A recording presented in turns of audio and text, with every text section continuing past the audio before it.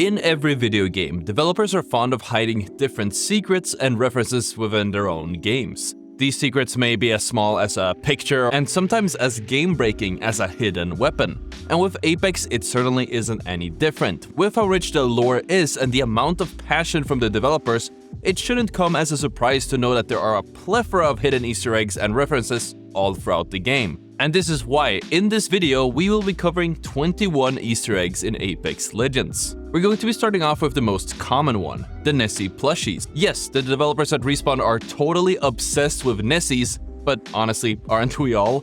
On every map, including the firing range, you can find an assortment of Nessie plushies hidden in different locations. Some you can find in tiny cracks and others at the top of cliffs, while some are simply hidden in plain sight. Hell, if you watch the season trailers closely enough, you'll be able to spot some hidden Nessie plushies as well. This tradition started in Titanfall and has continued in Apex Legends, but the question is whether it will carry on in Respawn's future games?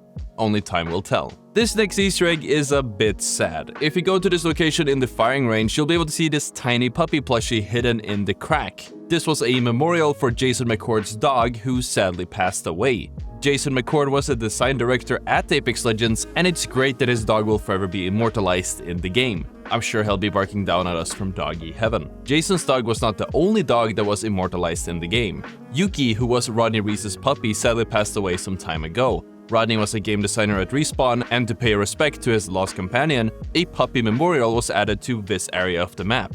If you go around the map on World's Edge, you'll be able to find some puppy pictures that will lead you to this location. A fitting memorial for a pretty cute dog. On World's Edge, there is an area called Uncharted Territories. The name of this area is a reference to the video game series known as Uncharted, which was previously worked on by Rodney Reese. Just a cool little reference for those who played the game. Like with our previous Easter egg, this one is a bit of a reference to a different game. In the load screen section, the Humble Wit load screen has some text that very clearly references a character called Grizz from Star Wars Jedi Fallen Order that was released in 2019. This Easter egg was put in by a Respawn writer called Manny Hongapian, who previously wrote the story for Star Wars Jedi Fallen Order. On the streets of Fragment, a part of World's Edge, you can see different signposts that show street names like Alibi Street. These names actually correspond to the names of some developers who I would assume worked on that part of the map. This one is probably pretty well known by now, but back then it wasn't so common. Back in Season 3, some developers went on an interview to say that they had hidden some Easter eggs in the firing range, and everyone was scrambling to figure out what the hidden Easter eggs in that firing range was. And it took some time until RainYK on Twitter finally figured it out. He found out that when you come to this spot in the firing range with no weapons equipped, and you crouch and change your legend, you'll be put into third-person mode. This Easter egg was initially put into the game to tease the limited time third-person game mode which came out during that time period. The second Easter egg from that time was the one that made the dummies in the firing range become hostile towards you, which wasn't possible through normal means in the game. In order to get this to happen, you need to use the exact same steps for the previous one, but this time on this ledge in this room in the firing range. This one is a bit of a hidden legend lore you probably didn't know about. If you kick down this door in Wraith's labs on Kings Canyon, you'll be able to find a hidden audio tape that explains that Wraith was partly responsible for her own condition. In the audio tape, Wraith explains that she got funding from the IMC's Ares to conduct experiments to figure out if there are other dimensions. They lacked test subjects, so she decided to take it upon herself. But after a while, her partner continued to use her for experiments, well past safety points until she ended up losing her memories to become the Void Skirmisher that we know today. Speaking of legend lore, did you know that Newcastle is Bangalore's brother? And even more, a special finisher animation will play whenever Newcastle performs a finisher on a Bangalore. It's pretty cool to see, and Newcastle is the only legend in the game to have 2 default finisher animations. This is one of the rarest animations in the game, and you'll need Mirage and his heirloom to actually pull it off. If you punch with the heirloom in your hands, there's a chance for Mirage to swing a juicy pork chop to bonk your enemies with. This animation is really rare and can take some effort if you want to hit your enemies with the pork chop in-game. Mirage's heirloom also has a hidden feature of changing your character model. While running around with the heirloom, you should notice that your goggles are actually worn on your eyes instead of being worn on the side of your head. This actually works for any skin that has goggles in the character model. It's just a subtle difference that most people won't notice since the game is in first person. This next Easter egg is probably just as rare as the previous one. If you have Wraith's heirloom, performing inspects has a chance to show this super rare animation where a hand creeps out of the void and puts your kunai in your hands. I'm guessing this has something to do with the voice line that says, "She put this knife in my hands." Nonetheless, it's one of the coolest animations, and some Wraith main still hasn't gotten it since it was added. On one of the legendary massive skins, there's actually a sign that looks like an old game cartridge right where the magazine is, and on that cartridge it says Titanfall 2, which is the predecessor to Apex Legends. Kind of a cool callback to say the least. In the Season 3 trailer, you might remember this scene where Ottr jumped off of his jump pad and turned upside down with the wingman. It turns out that the upside down legs in the air movement is actually inspired by Spider-Man Into the Spider-Verse. It references the moment where Miles Morales jumps off the building and looks so cool, like he's floating upside down with his legs in the air.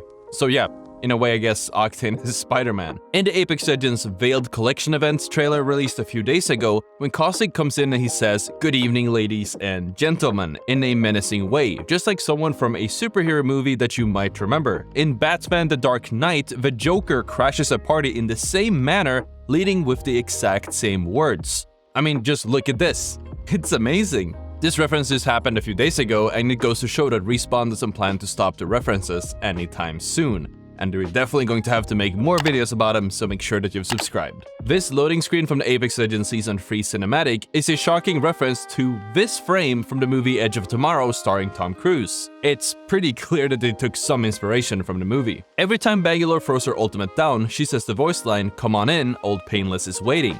Well, have you ever wondered what it means? If you've ever seen the old Predator movie starring Arnold Schwartz, I'm not going to say that, then you probably know the answer to that. For those who haven't seen the movie, that voice line is a reference to a character named Sergeant Blaine Cooper who calls his minigun Old Painless. In the movie, he says the line, "Come on in, old Painless is waiting," while trying to set up an ambush. The highest rank in the game is called Predator, so it shouldn't come as a surprise if they take inspiration from the movie Predator. There was a Series 1 ranked badge called "You're Tearing Me Apart." While on the surface it may seem like an attempt to be funny, it is actually a reference to the viral clip from one of the greatest movies ever made called The Room, where a man screams, "You're tearing me apart, Lisa." A tiny reference from a really good movie. When you ping a jump pad as Mirage, you sometimes get this rare voice line where Mirage says, "Jump pad here, I can fly like an eagle through the sea," and this voice line is a direct nod to a song by the Steve Miller Band named Fly Like an Eagle. The band is an old rock band that rose to popularity in the 70s. And damn, seems like a significant amount of these references are meant for boomers. Just like the next one, which is Caustic's Hard Knocks Life banner. One of Caustic's banners is named Hard Knocks Life, and it's a reference to a song I'm sure you have to be familiar with called Hard Knock Life from the musical Anne. Caustic also has a banner frame called Biochemical Romance, which could be a reference to the rock band My Chemical Romance. During the limited time mode where Revenant becomes the announcer, whenever the ring closed, Revenant occasionally said the voice line, "Nowhere to run, nowhere to hide." Now, at first glance, this just looks like something Revenant would say considering his menacing character, but there's actually more to it than that. This voice line is actually the same voice line that this character named Viper says in the story of Titanfall 2.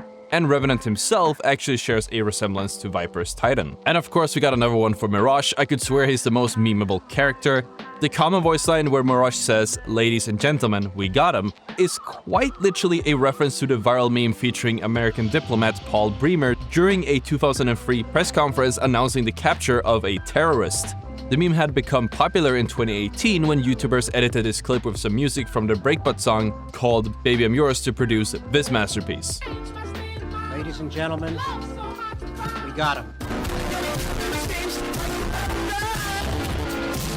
Like I said, Mirage is probably the most memeable character. Octin's design is actually inspired by a player who beat the gauntlet on Titanfall by using grenades to give himself a speed boost. Which is also why Octin has robot legs since his real legs got blown up by grenades. In Apex Legends, Octin has a voice line where he says, "These legs aren't made for walking."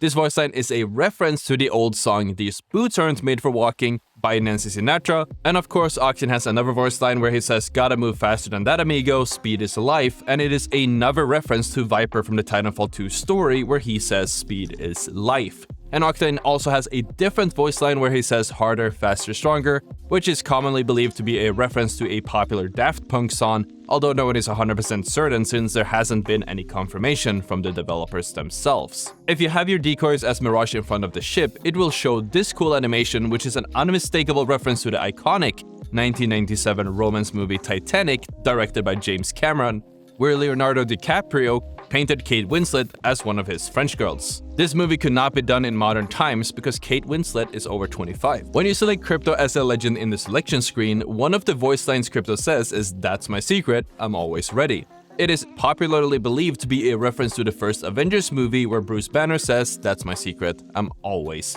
angry." On Octane's arm, he has a tattoo which says +Ultra. He also does say that a lot in his voice lines. And if you're an anime fan, you might already know where this is from. It is a reference to the anime series My Hero Academia. I probably butchered that. Moving on. Mirage's hothead banner is a reference to a scene from the popular movie Home Alone where criminals get foiled by a little boy named Kevin McAllister. The Plague Doctor skin for Bloodhound is a very obvious but sad reference to the bubonic plague that occurred hundreds of years ago and claimed the lives of millions. During that plague, doctors were called plague doctors and they wore a very similar type of outfit. Nonetheless, this skin is fire, so I guess it was worth it. One of Mirage's quips when you ask for help when you get knocked down is, "I could use a little help from my friends," which might also be a reference to the Beatles song "With a Little Help from My Friends." The legendary triple take skin named the Invader has an exclusive recolor called the Body Snatcher, which is a reference to the 1978 film Invasion of the Body Snatcher. It was a horror film that was somewhat popular back in the day. Crypto's Devil's Advocate skin appears to be heavily inspired by Dante from Devil May Cry. And although this is far from all the Easter eggs in the game, it is however all that I have for you today. In Apex Legends, no matter where you look, there's always going to be a secret or a reference to something that you might not even know about. So in the spirit of Apex Legends, I hid an Easter egg in this video and I hope that you can find it. I'll pin the first comment to get it right, and also feel free to let me know other Easter eggs and references that I may have missed. Also, a huge shout out to the Gaming Merchant because this video was heavily inspired by the ones that he made quite a few years ago by now. Now, hit that like button and check out the video on the screen to learn some useless Apex Legends facts. Thank you for watching, and I'll see you all tomorrow.